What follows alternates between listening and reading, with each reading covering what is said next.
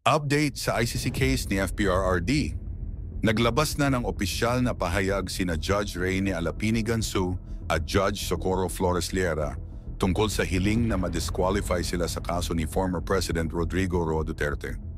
Ayon sa kanila, nananatili silang patas at walang kinikilingan at wala raw sapat na dahilan para tanggalin sila sa kaso.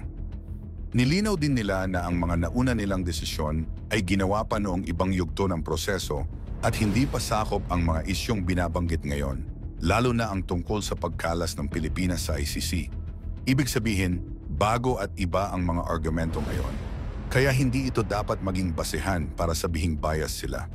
Pinaalala rin nila na trabaho talaga ng mga huwes na magdesisyon ng patas base sa ebidensya at argumento na inihahain sa bawat yugto ng kaso.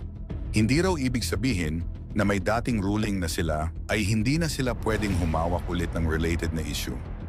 Sa huli, hiniling nila sa plenary of judges na ibasura ang request na i-disqualify sila. Buo raw ang kanilang kakayahan at commitment na gampanan ang tungkulin ng may integridad at katarungan.